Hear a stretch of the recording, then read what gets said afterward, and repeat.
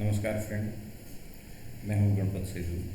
और आज आपके लिए जो मैं वीडियो लाया हूं वो है अपना संविधान निर्माण। ये जो वीडियो है ना, ये क्लास 9th की जो अर्थशास्त्र है उनका है। सॉरी, अर्थशास्त्र नहीं, लोकतांत्रिक जो राजनीति है उस पुस्तक में से है। क्लास 9वीं के जो स्टूडेंट हैं उनके लिए बहुत इम्पोर्टेंट है। और यदि आप रीट की तैयारी कर रहे हैं, मतलब ग्रेड 3rd की, ग्रेड 2nd की, तो भी आपके लिए बहुत इम्पोर्टेंट होने वाला है। इसके अंदर देखो, जो भी बुक के अंदर दिया है हाईलाइट मैंने पहले से कर रखा है, और जो भी है वो सारा इसके अंदर अपन देखेंगे।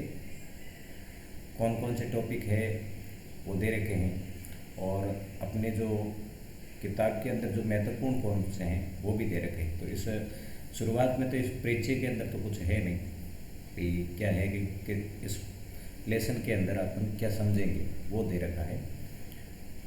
जो भी इम्पोर्टेंट है, देखो टाइम बिल्कुल कम लेंगे और कंपटीशन के हिसाब से और दोनों के हिसाब से है अपन इसमें देखने वाले हैं। पहली बात आती है दक्षिण अफ्रीका के बारे में, और यहाँ पर आपके नाम दे रखा है नेल्सन मंडेला का।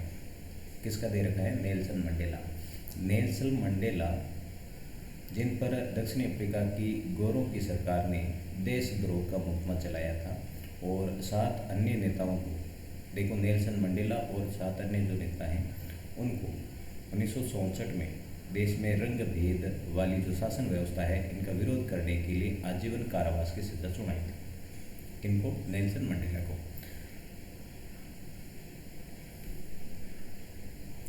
और ये जो आजीवन कारावास था ये 28 वर्षों तक है। नेल्सन मंडेला है कारावास में रहे। और कहाँ पर रहे यदि ऐसा आता है तो रोबेन द्वीप में कैद पर रखा गया था। क्योंकि लेसन पढ़ रहे हैं अपन तो पूरा पूरा एक पहले शुरुआत में देखेंगे कि क्या है क्या नहीं है। दक्षिण अफ्रीका का जो आंदोलन है ये किन के खिलाफ था? तो ये रंग भेद की जो नीति है, क्योंकि दक्षिण अफ्रीका के अंदर क्या था, रंग के आधार पर है भेदभाव किया जाता था। इस कारण है नेल्सन मंडेला ने इनका विरोध किया।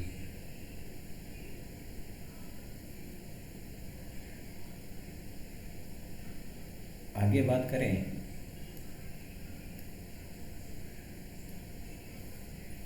तो अश्वेत नाम आता है, मतलब ये रंग भेद वाली थी किसके? तो अश्वेत और श्वेतों के बीच में। श्वेत कौन थे?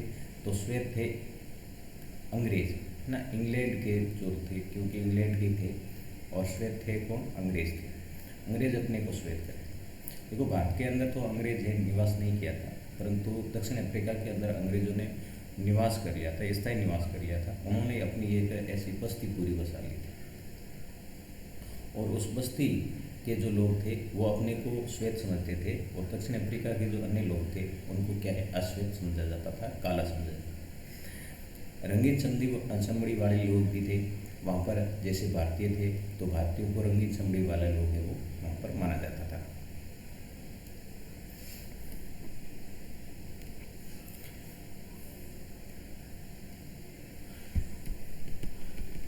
आगे यदि काम की बात आए तो काम की बात है अगली आपकी, वो है कि अफ्रीकी नेशनल कांग्रेस के झंडे तले ये आंदोलन किया गया था। तो ये जो दक्षिण अफ्रीका के अंदर आंदोलन हुआ था वो हुआ किसके था? तो अफ्रीकी नेशनल कांग्रेस है उनके तहत ये आंदोलन किया गया था।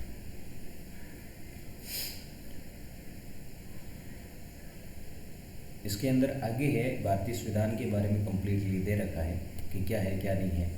तो एक नए संविधान की तरफ, ये तो दक्षिण अफ्रीका का संविधान है इसके बारे में बताया गया है, परंतु आगे अपने भारतीय संविधान के बारे में है कंप्लीट इसमें बताया गया है। आखिरकार मतलब दक्षिणी अफ्रीका, ये बात अपन किसकी कर रहे हैं? दक्षिण अफ्रीका की कर रहे हैं। आखिरकार 26 अप्रैल 1994 की मध्य रात्रि को दक्षिणी अफ्रीका गणराज्य का एक नया झंडा लहराया और दुनिया का एक नया लोकतांत्रिक देश बन गया। अब देखो दक्षिण अफ्रीका के अंदर है लोकतांत्रिक देश है तो दक्षिण अफ्रीका, मतलब यहाँ पर किसका शासन होता है? सर्वे सर्वा कौन होता है? लोगों के द्वारा चुना गया व्यक्ति। दक्षिण अफ्रीका के पहले जो राष्ट्रपति है नेल्सन मंडेला ही सुने गए हैं। तो ऐसा आ सकता है कि दक्षिण अफ्रीका के पहले जो राष्ट्रपति है वो कौन थे, ठीक है ना। तो पहले राष्ट्रपति आपके कौन है, नेल्सन मंडेला।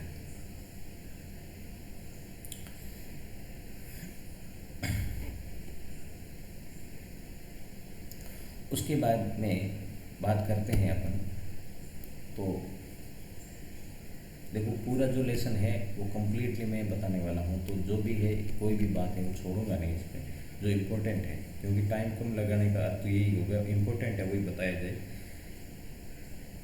अब है कि इस संविधान में नागरिकों को जितने अधिकार व्यापक दिए गए थे उतने दुनिया के किसी संविधान में नहीं दिए गए थे। सबसे पहले बात का ध्यान रखा गया कि नागरिकों के जो मौलिक अधिकार है ना, वो मौलिक अधिकार कौन कौन से हैं, तो जितने भी अधिकार हो सकते थे, क्योंकि रंग भेद से पूरी तरह परेशान थे ये, तो उन्होंने रंग भेद को पूरी तरह ध्वस्त करने के लिए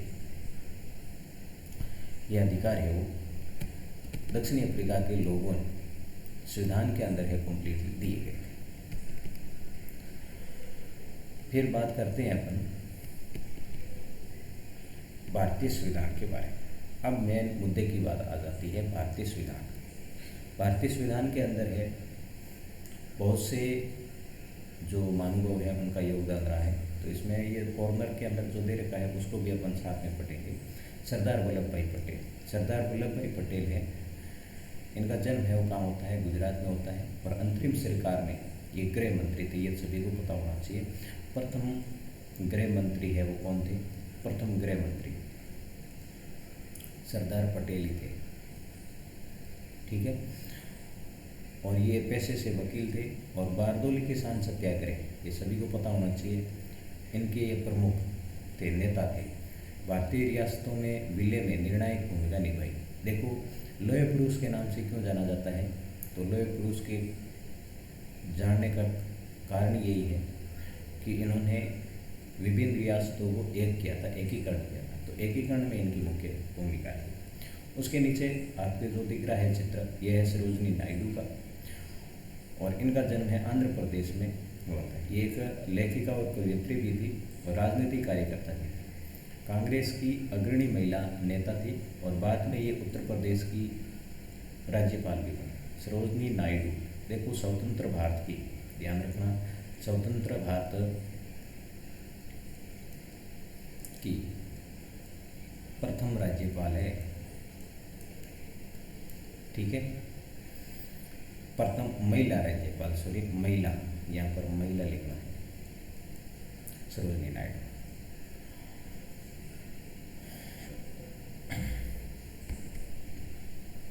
उसके बाद में अपना जो संविधान है ये क्या कहता है, इसके अंदर कौन कौन से हैं अधिकार दिए गए हैं, और किस प्रकार है इसकी जरूरत पड़ी, बनाइए कैसे, ये भी अपन देख लेते हैं। तो सबसे पहले बात आती है अपने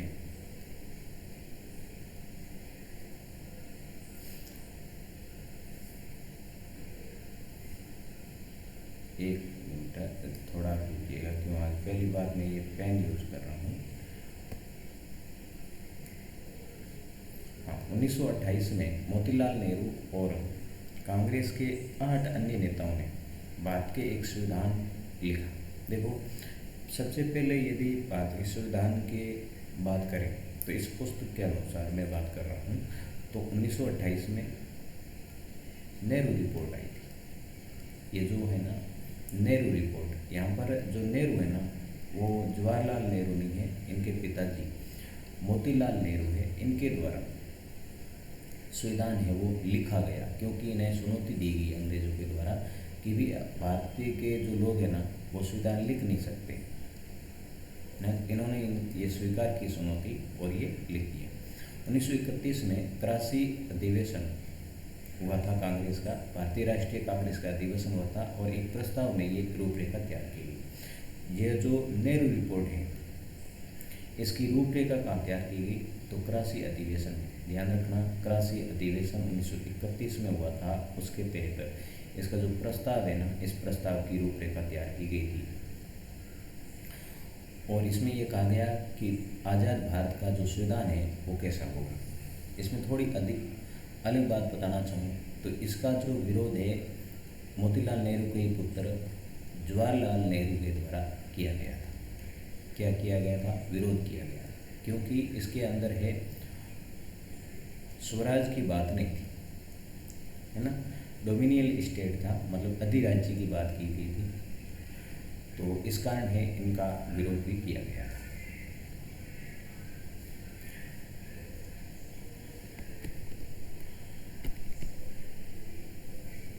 फिर अपन बात करते हैं ये मौलाना अब्दुल कलाम आज़ाद की। तो मौलाना अब्दुल कलाम आज़ाद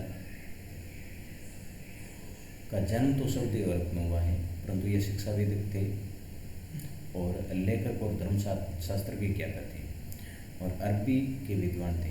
क्योंकि सऊदी अरब में इनका जन्म हुआ था तो भाषा इनकी अरबी काफ़ी तेज थी और कांग्रेस के नेता थे। राष्ट्रीय आंदोलन में अग्रणी भूमिका निभाई। मुस्लिम अलगाववादी राजनीति के विरोधी थे और बाद में ये पहले केंद्रीय मंत्रिमंडल में शिक्षा मंत्री भी रहे।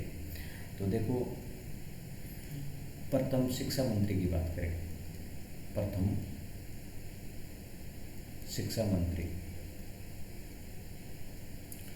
तो कौन थे? मौलाना अब्दुल कलाम आज़ाद। यहाँ पर केंद्र की बात की जा रही है तो केंद्र में। इसके बाद में बात करें तो हमारे अनेक नेता फ्रांसीसी क्रांति के आदर्शों का अनुपालन किया था उन्होंने संविधान निर्माण में। तो ब्रिटेन के संसदीय लोकतंत्र के कामकाज, तो ब्रिटेन के अंदर से तो संविधान के अंदर क्या लिया गया है? संसदीय लोकतंत्र की भावना ली गई है। और अमेरिका के संविधान से अधिकारों की सूची, अपने नागरिक है उनको अधिकार कौन कौन से दिए जाएंगे, ये है किन से लिया गया है? अमेरिका से लिया गया है। फिर बात आती है टीटी कृष्णमाचारी की।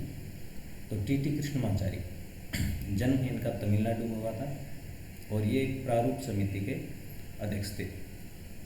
प्रारूप समिति का अपन बात करेंगे इसमें, जो कि संविधान निर्माण में उनकी अहम भूमिका रही है। उद्यमी और कांग्रेसी नेता थे और बाद में केंद्रीय मंत्रिमंडल में वित्त मंत्री भी रहे। तो प्रथम वित्त मंत्री कहे नहीं, प्रथम तो नहीं कह सकते हैं, परंतु ये वित्त मंत्री भी रहे। फिर मुख्य भूमिका आती है आपके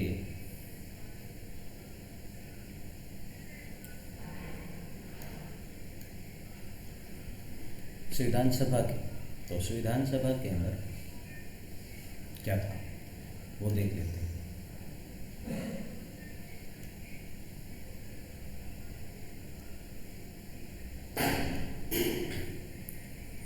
चुने हुए प्रतिनिधियों की जो सभा संविधान नामक विशाल दस्तावेज को लिखने का काम करती है उसे संविधान सभा कहते हैं। संविधान सभा क्या होगी? मतलब प्रतिनिधियों की एक सभा जो एक विशाल क्या लिखती है? दस्तावेज लिखती है, उसे क्या कहते हैं? संविधान सभा कहते हैं। भारतीय संविधान सभा के लिए जुलाई 1946 में चुनाव हुए थे और संविधान सभा की पहली बैठक दिसंबर 1946 को हुई थी। पहली बैठक की बात करें तो 9 दिसंबर को हुई थी, ये ना 9 दिसंबर 1946 को पहली बैठक हुई थी। ठीक है, और इसका आगे में से पूरा विस्तार है तो मैं यहाँ बीच में बताने की कोशिश नहीं करूँगा। यहाँ पर बात की गई है राजेंद्र प्रसाद की। तो राजेंद्र प्रसाद एक बिहार से थे, संविधान सभा के अध्यक्ष रहे थे, है ना। संविधान सभा के स्थायी अध्यक्ष हैं। अस्थायी आता है तो शशिदानंद सिन्हा है, उनकी बात आगे करेंगे अपन। वकील और चंपारण सत्याग्रह के प्रमुख भागीदार थे। 3 बार कांग्रेस के अध्यक्ष रह चुके थे और भारत के प्रथम राष्ट्रपति थे।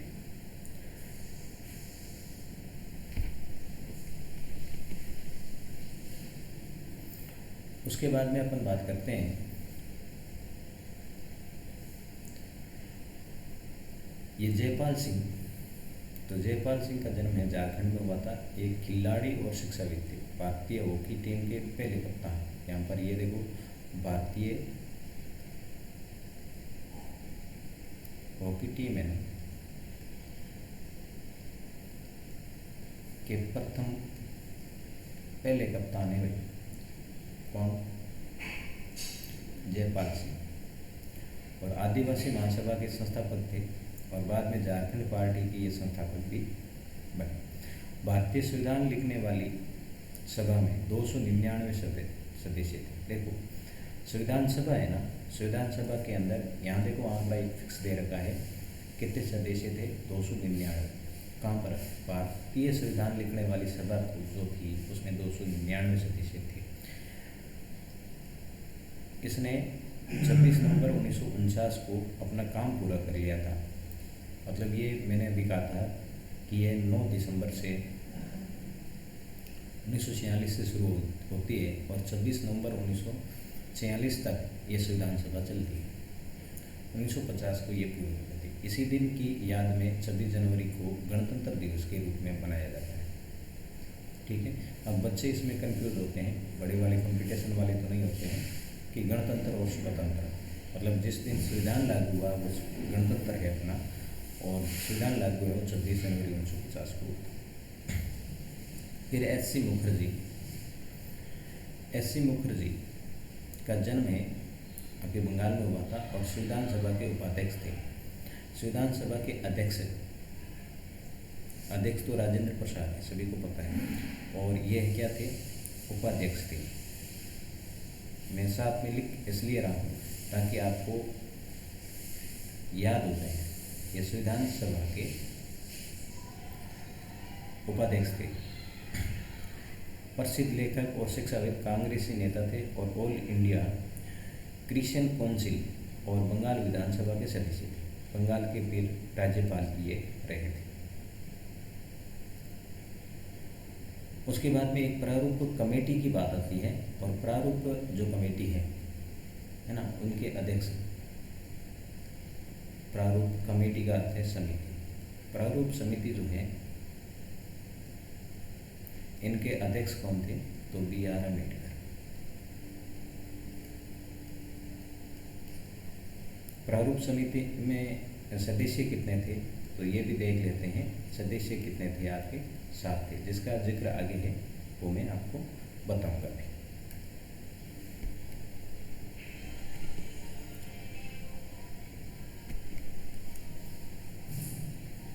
अब जो संविधान सभा थी, संविधान सभा के 3 वर्षों में, संविधान सभा है देखो, संविधान के निर्माण में 3 वर्षों में 114 दिनों तक गंभीर चर्चा चली। किस पर? संविधान। और कॉन्स्टिट्यूशन असेंबली डिबेट्स नाम से 12 मोटे मोटे खंडों में प्रकाशित किया गया था। किसको? संविधान को। और इस पर किस लिए किया गया था? चर्चा करने के लिए। इन बहसों में पीछे की सोच और तर्क को समझा जा सकता है। संविधान की व्याख्या के लिए भी इस बहस के दस्तावेजों का उपयोग होता है। यहाँ पर बात की जा रही है दुर्गाबाई देशमुख की, और इनका जो जन्म है आंध्र प्रदेश में हुआ था। ये वकील और महिला मुख्य कार्यकर्ता थी। आंध्र महिला सभा की संस्थापक भी रही, कांग्रेस की सक्रिय नेता भी रही, और बाद में कांग्रेस केंद्रीय समाज कल्याण विभाग जो बोर्ड है इनकी अध्यक्ष भी रही थी दुर्गाबाई देशमुख।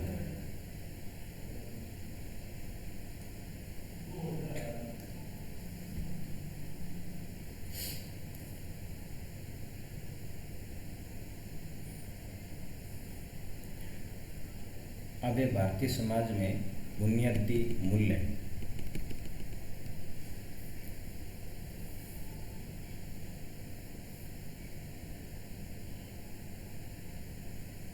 बलदेव सिंह का संविधान में क्या रोल था? तो ये हरियाणा के थे और सफल उद्यमी थे। पंजाब विधानसभा के पंथ कंगाली पार्टी के नेता थे। संविधान सभा में कांग्रेसी द्वारा मनोनीत ये सदस्य थे। कौन? बलदेव सिंह।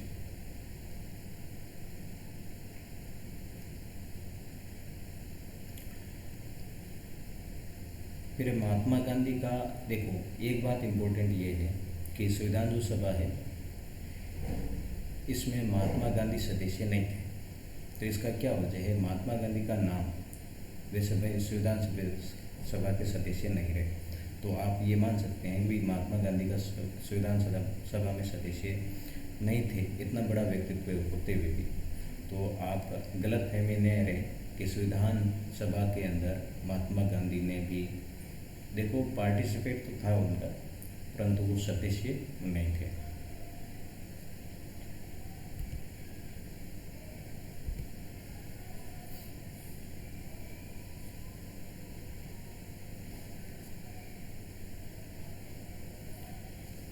आगे देखते हैं। फिर है के एम मुंशी, जिसका नाम बहुत ज़्यादा बार आता है। के एम मुंशी पूरा नाम है कन्हैयालाल माणिकलाल मुंशी। जन्म इनका गुजरात में हुआ था। वकील और इतिहासकार थे, कांग्रेसी नेता थे। श्यामा प्रसाद मुखर्जी पश्चिम बंगाल के थे और ये सरकार में उद्योग और आपूर्ति मंत्री थे। शिक्षाविद और वकील थे। हिंदू महासभा में सक्रिय रहे थे और बाद में भारतीय जनसंघ के संस्थापक भी थे।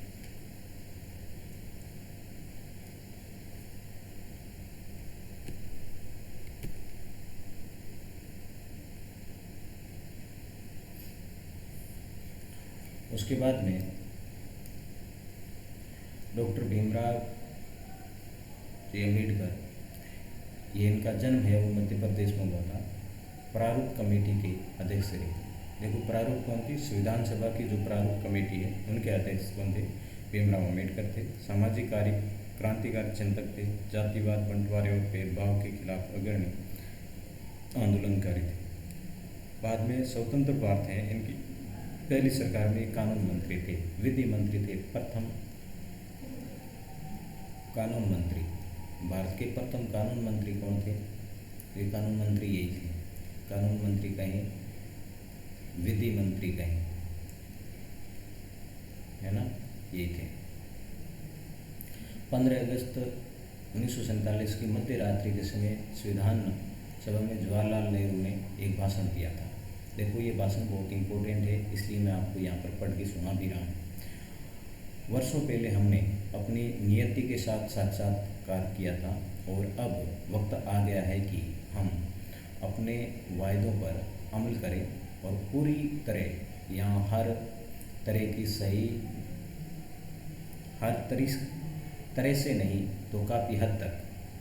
घड़ियाँ जब ठीक मध्य रात्रि का घंटा बजाएगी, मतलब लोग सो रहे होंगे, मध्य रात्रि होगी, 12 बजेगी, तब सारी दुनिया सोती होगी, तब भारत है ना, वो एक नए जीवन की शुरुआत करेगा। ये ऐसा क्यों कहा गया है? क्योंकि 15 अगस्त की मध्य रात्रि के दिन ही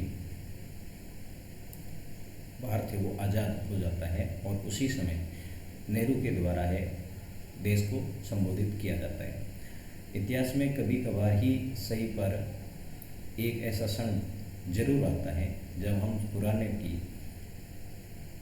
छोड़कर नए में प्रवेश करते हैं। जब एक युग का अंत होता है और एक लंबे समय से किसी भी राष्ट्र की दबी हुई आत्मा प्रस्फुटित होती है, आवाज़ आती है। ऐसे पवित्र क्षण में हम अपने आप को भारत और उसके लोगों और उससे भी अधिक मानवता की सेवा में समर्पित करें, ये हमारे लिए उचित है। आज़ादी और सत्ता जिम्मेदारी लाती है। भारत के संप्रभु लोगों के प्रतिनिधित्व करने वाली इस संप्रभुता संपन्न सभा के ऊपर अब जिम्मेदारी है। आज़ादी के जन्म से पूर्व हमने पूरी प्रसव पीड़ा झेली है। इस क्रम में वे दुखों से हमारा दिल भारी है। इसमें कुछ दर्द अभी भी बने हुए हैं, फिर भी ये भविष्य बहुत आराम करने और सुस्ताने का नहीं, बल्कि वायदों को पूरा करने के निरंतर प्रयास करने का है, जिन्हें हमने अक्सर किया है। वे शपथ हम आज भी लेंगे। भारत की सेवा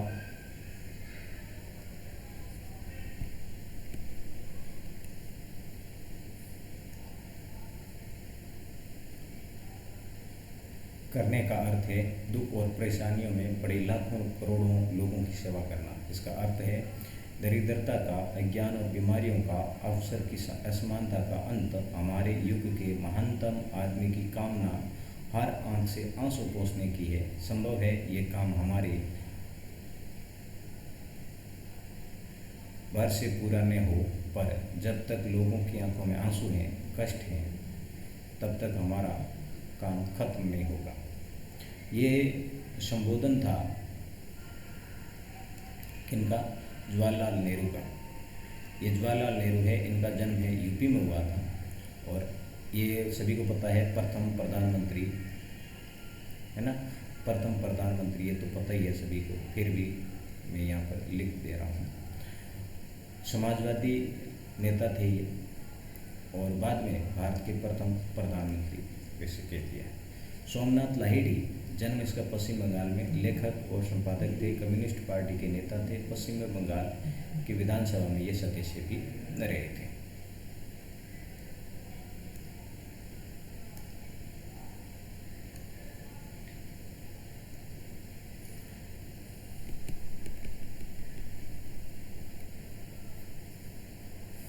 देखो ये थोड़ा पार्ट लंबा हो रहा है तो मैं एक और पार्ट लाऊंगा, इसका पार्ट नंबर 2 लेके आऊँगा।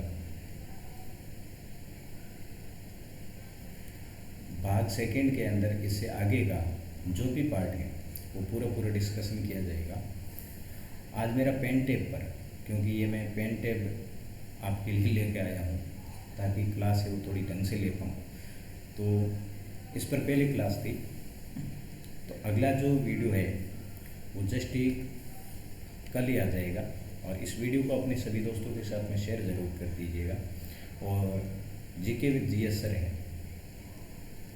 इस चैनल को ज़रूर आप सब्सक्राइब कर दीजिएगा। यहाँ पर मैं पूरी क्लासें डालूँगा और जितनी भी एनसीईआरटी है उनका सॉल्यूशन है यहाँ पर करवाया जाएगा। मिलूँगा नेक्स्ट वीडियो में, तब तक के लिए जय हिंद, वंदे मातरम।